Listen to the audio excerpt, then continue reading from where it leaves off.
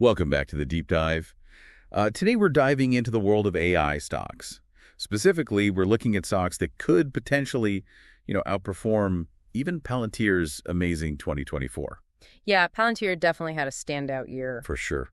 Our listener wants to know if there are any other AI-related stocks out there that might have, even more potential in the coming year. Right. So we've got some really interesting financial news articles to dig into today, and it looks like the articles suggest a couple of contenders. Yeah, a couple of strong contenders. It's not just about the companies developing the AI software itself, but also the companies that are, in a position to benefit from this AI boom. Right. So maybe some companies that are like a little less obvious. But first, I think it would be good to just do a quick recap of Palantir's performance. They had a phenomenal year, didn't they? Yeah, phenomenal. I mean, Palantir with its AI-powered enterprise software absolutely crushed it in 2024. I mean, getting added to the S&P 500, that's a huge deal. Oh, absolutely. I mean, that's a huge sign of market confidence. It basically tells investors, hey, this company is a major player. And that, of course, attracts even more investors. Right, like a snowball effect almost. Exactly, yeah. But, the articles we have also mentioned that a lot of analysts are saying that, that Palantir might be a little overvalued at this point. Yeah. Like maybe the stock price has gotten a little ahead of itself. Right, yeah. There's always that risk with a company that's, seen such rapid growth. The article points out that only 3 out of 22 analysts currently recommend buying Palantir stock. Wow. Yeah, that's a pretty small number. Yeah. Yeah. It definitely makes you wonder, is this the peak for Palantir, or is there still room for them to grow even more? Like everyone's trying to figure out if they missed the boat or if there's still time to hop on. Right, exactly. Okay, so let's dive into the first contender. The articles highlight as a potential Palantir beater. This is Palo Alto Networks. Now, when you think AI, cybersecurity might not be the first thing that pops into your head. Right, not the most obvious connection, but actually it's a great example of how AI can be applied to, existing fields and make them even more effective. So Palo Alto Networks provides a whole range of cybersecurity solutions. Like firewalls and cloud security, that kind of thing. Exactly, yeah, the whole package. And they're really smart about how they're integrating AI into those products. So how does that work? I mean, what's the AI angle here? Well, they're using AI for threat detection primarily. So basically, their AI systems can analyze huge amounts of data and identify potential threats much faster and more accurately than, traditional methods. Okay, so it's like the AI is constantly learning and getting better at spotting those threats. Exactly, yeah. And that's actually a really key part of their strategy. They've created what you might call a virtuous cycle. The more customers they have, the more data they gather on these cyber threats. Oh, I see. So it's like the data feeds the AI, and then the AI makes their products better, which attracts even more customers, and it just keeps going like that. Exactly. It's a powerful feedback loop, and that's something that's really attractive to investors. Definitely. So, okay, we've got the AI angle, but what does this mean for investors? Like, why should they care about this whole virtuous cycle thing? Okay, so a couple things. First, because their AI is constantly learning and getting better, that makes their products more effective, which means they can attract more customers and keep growing. Right. But second, it also makes their customer base very sticky, so to speak. Sticky. Yeah, like once a company integrates Palo Alto's security solutions, switching to a competitor becomes a real pain. Makes sense. Nobody wants to go through that hassle. Right. Plus, Palo Alto is constantly expanding, acquiring other companies, adding new features, so existing customers have even more reason to stick around.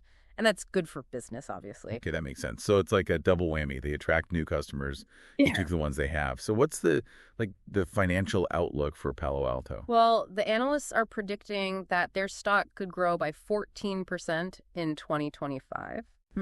Not bad at all. But is that enough to, overtake Palantir? That's a high bar to clear. Yeah, we'll have to see. All right, so let's move on to the second contender, Micron Technology. Now, this one's interesting because they're not directly making AI software, and they're not making those flashy GPUs everyone's talking about. Right, they're not the ones on the front line, so to speak. But they are still a major player in the AI game, right? Yeah, absolutely. So Micron makes the memory chips. The memory chips. Yeah. Specifically, a type called HBM, that's high bandwidth memory. And these are the chips that, that all these powerful AI systems need to, process information. Okay, so they're kind of like the supplier, the behind-the-scenes player. Exactly. But how does that make them an AI stock? Well, think about it. The more powerful the AI, the more memory it needs, right, to process all that data. And Micron's HBM chips are designed for exactly that, high-speed data processing. Oh, I see. So, like, the faster and more powerful the AI gets, the more of these chips they need. Exactly. And guess who's using them? Companies like NVIDIA. You know, the ones making the GPUs that are driving this whole AI boom. Right. So Micron is riding that wave of AI demand, even though they're not the ones, on the surfboard. Exactly. It's a really smart play. And the numbers speak for themselves. Oh, yeah. What kind of numbers are we talking about? Well, their revenue from data centers, which is, largely driven by demand for these HBM chips, grew by, get this, over 400% in just one quarter. 400%. Yeah. That's insane. It's huge. And they're predicting that the HBM market as a whole will explode tenfold by 2030. Wow.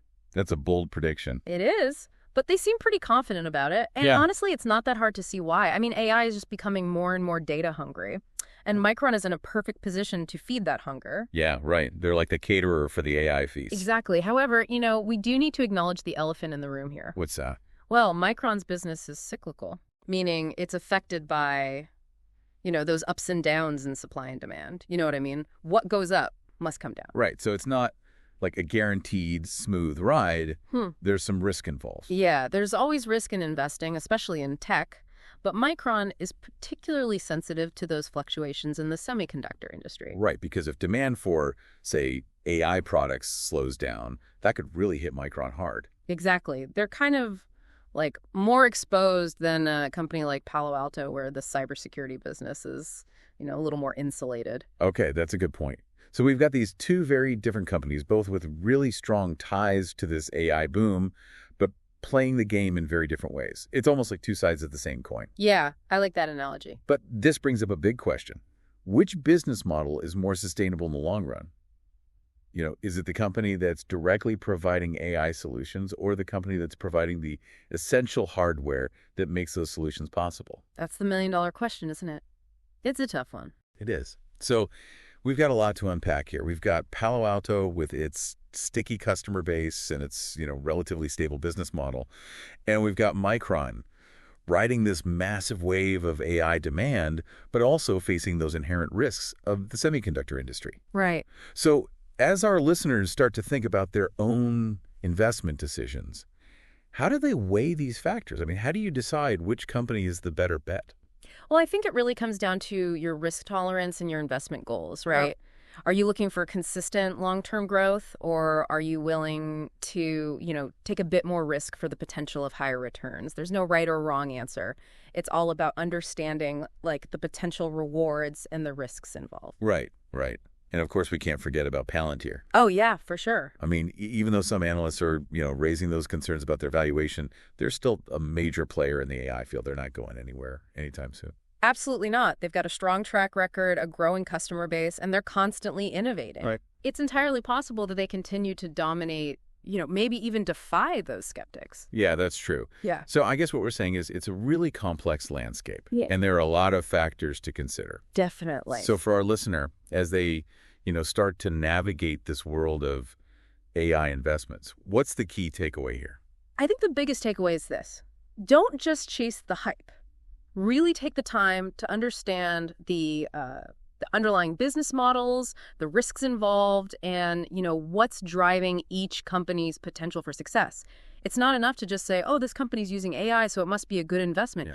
You gotta, look deeper. Right, due diligence is key. Exactly. But, doing due diligence can be a little intimidating. It's like, where do you even start? Yeah. So what are some specific things that, our listeners should be looking for when they're evaluating these companies? Well, one thing I always consider is how essential the company's products or services are to the AI ecosystem. Are they a critical component, or are they easily replaceable? Right, because if they're easily replaceable, then, maybe they're not such a good bet in the long run. Exactly. And I would also add, look at the leadership team. Who's running the show?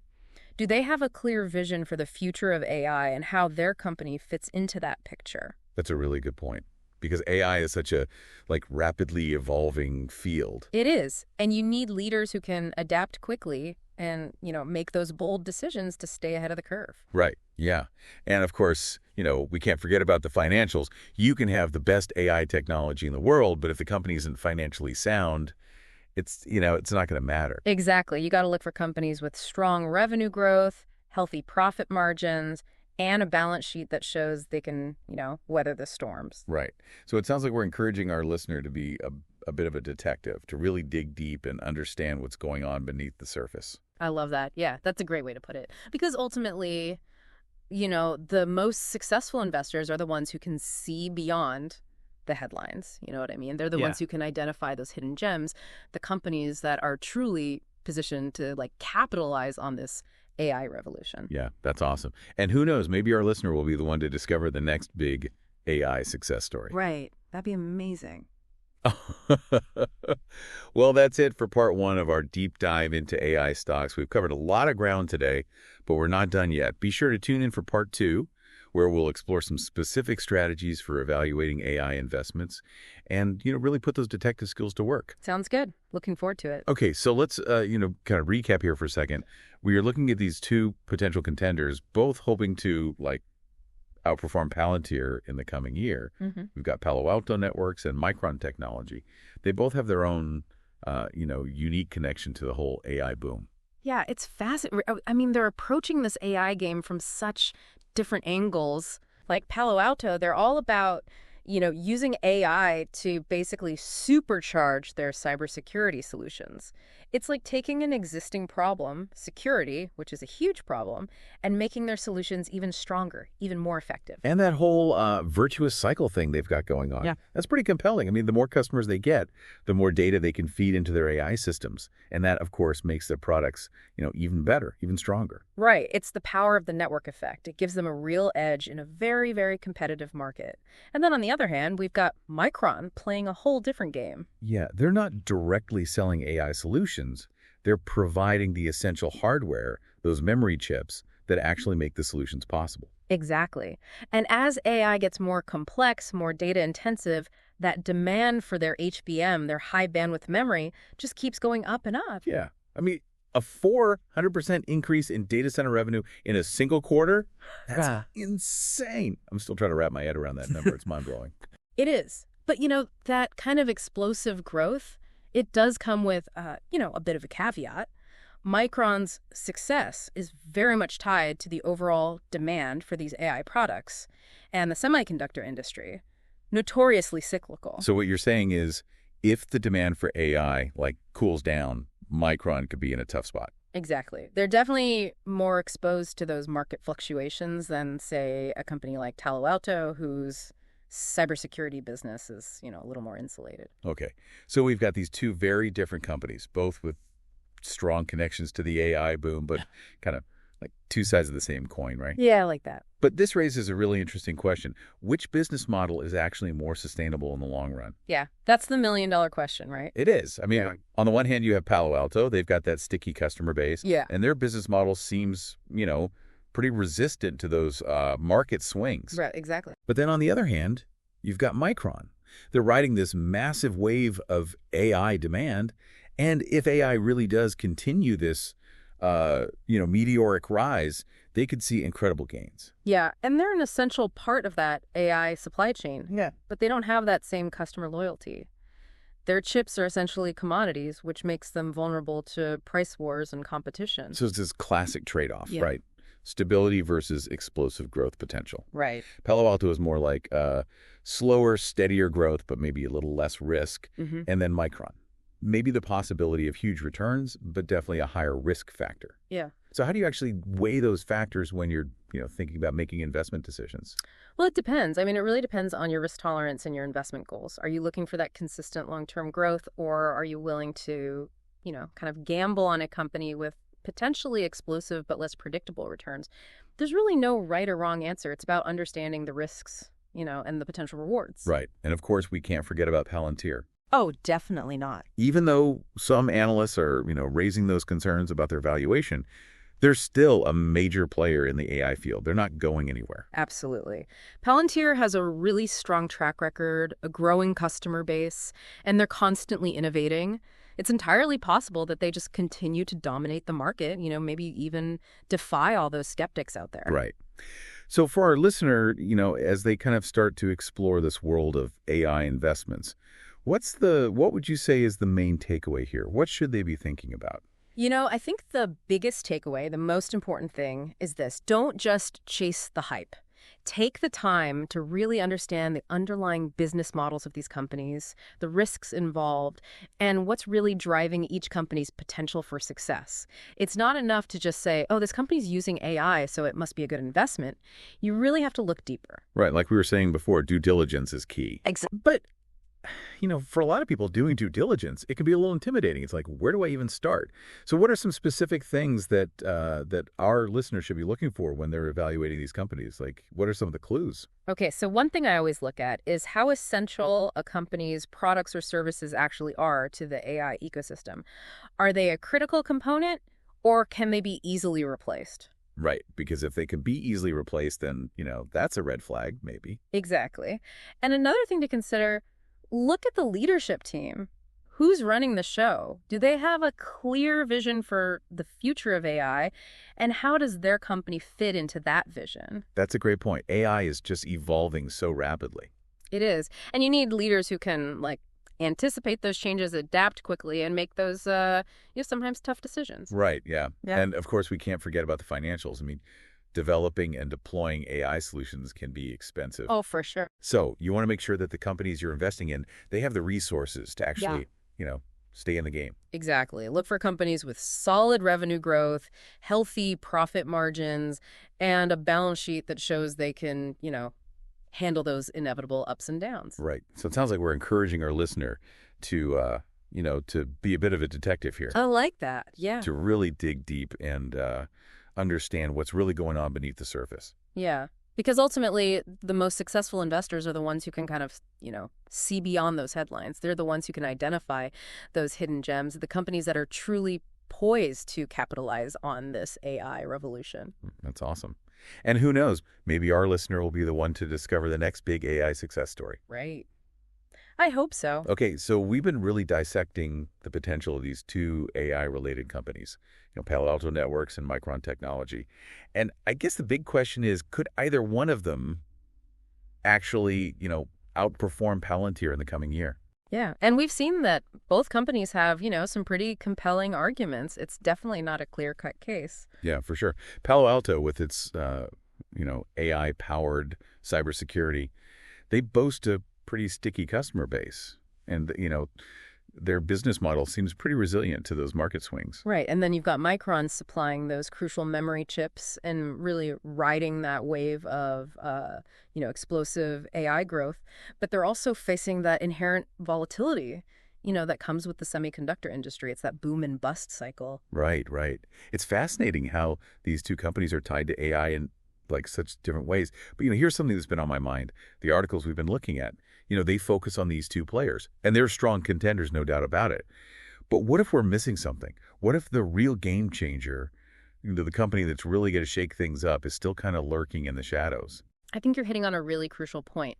The AI landscape is vast. It's constantly evolving. There are so many companies out there, both large and small, that are developing these innovative solutions, and, they might be flying under the radar right now. It's like you're trying to predict the winner of a horse race. Yeah. But, there are hundreds of horses you've never even heard of lined up at the starting gate. Exactly. So while, Palantir and Palo Alto Networks and Micron are definitely, front runners in this AI race, there's always the possibility that, a dark horse emerges, maybe a smaller company, a little bit more agile, or even one that hasn't fully stepped onto the AI playing field yet. Right. It reminds me of how, quickly things can change in the tech world. Think about, how rapidly companies like Tesla and Zoom rose to prominence. I mean, a few years ago, they were barely blips on the radar. Exactly. And that's why it's so important to, stay curious, to keep exploring, to not limit your investment horizons to just the big names, the ones that everybody's already talking about.